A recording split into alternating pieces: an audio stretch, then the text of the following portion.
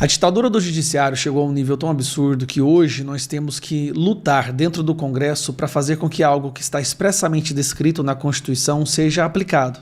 A nossa Constituição explicita, escancara que na votação deve haver uma contagem pública dos votos. Contagem pública dos votos. Como poderia haver uma contagem pública dos votos se eles acontecem de forma binária dentro de um software, em um computador, com total controle de autoridades que não receberam voto nenhum?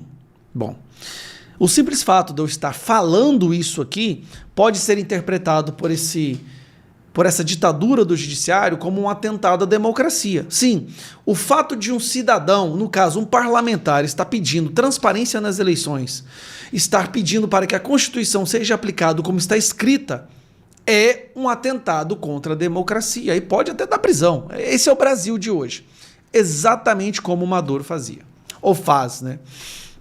Bom, hoje se realizou no Congresso, numa das comissões, uma audiência pública sobre voto impresso com contagem pública.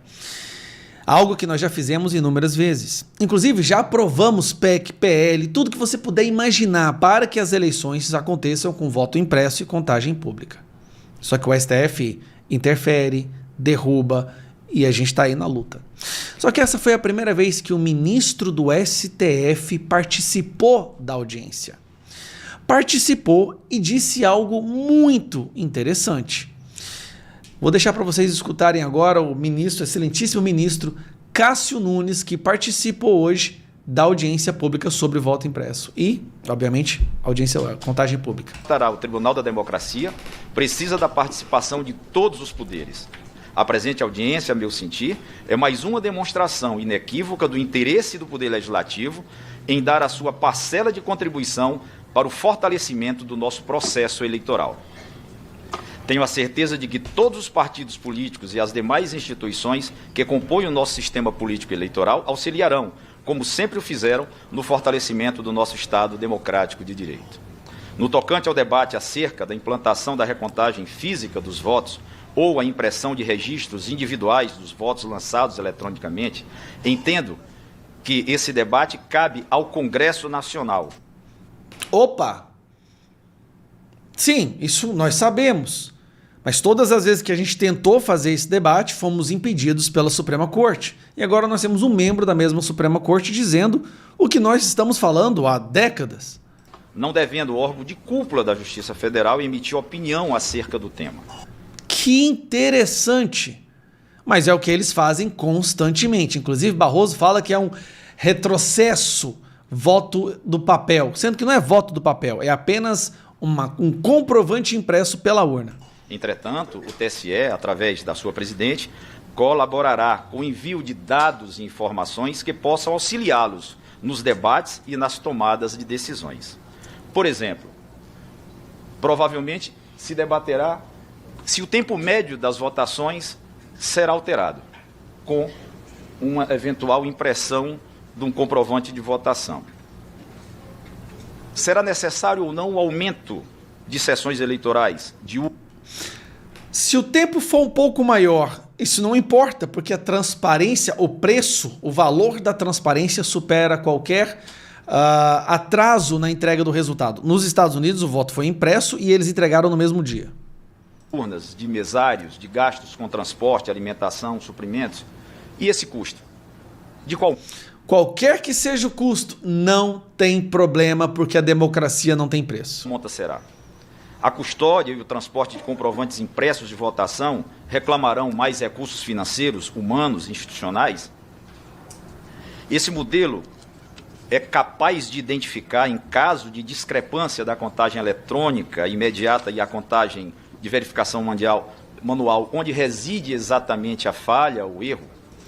A gente só vai saber depois que apresentar, né? Então já há uma possibilidade de ter falha aí.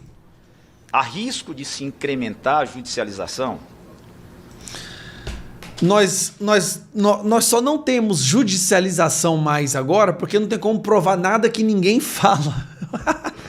Hoje só é impossível você judicializar uma eleição porque não tem como. Não tem comprovante, não tem nada, não tem lastro. Não tem, inclusive, quando se tenta judicializar, leva uma multa de 22 milhões. Qual eleição seria mais adequada para um projeto piloto, acaso seja essa a vontade do povo brasileiro representada pelo Parlamento brasileiro? Haveria o aumento de número de sessões eleitorais em decorrência do tempo, da elevação do tempo de votação? Não vai elevar o tempo de votação em nada. Então, como eu disse, são muitas as questões que serão debatidas e o Tribunal Superior Eleitoral se coloca à disposição, porque possui sim dados que podem auxiliá-los nesse debate. Como disse, esse debate está no foro correto. Obrigado. Obrigado, Cássio. Sim. É a primeira vez, talvez, que a gente tem um ministro do STF falando isso. A Casa do Povo. Concluo minha fala lembrando de uma passagem de uma música de Jorge Aragão chamada Coisa de Pele, que vaticinou: é o povo quem produz o show e assina a direção. Muito obrigado e uma excelente audiência pública para vocês. É só isso que a gente pede. A pergunta é por que todas as vezes que a gente chega até o ponto de votar na comissão, o STF interfere. Barroso vai lá falar com o presidente de partido. E quando a gente vota o projeto, eles derrubam na canetada na Suprema Corte. Tudo que o povo... O primeiro passo para a pacificação do Brasil é transparência nas eleições. Isso tudo que aconteceu nos últimos anos, todo 8 de janeiro, é porque não houve transparência. Não só não houve transparência, como houve uma clara interferência favorecendo um dos lados. Quando que a gente vai viver num país pacífico se isso não acontece? Como? Não tem... O primeiro passo é transparência. Depois, realmente uma justiça que seja imparcial. É pedir muito isso? Não, ao invés de ser imparcial, está tentando censurar totalmente um dos lados, prender e caçar. Desse jeito, o Brasil não vai entrar em paz. Mas acredito que agora, com a comissão, nós vamos apresentar novamente o projeto, nós vamos aprovar esse projeto na comissão, nós vamos levar ele para plenário. A pergunta é, depois que ele for aprovado, vai ter interferência de novo?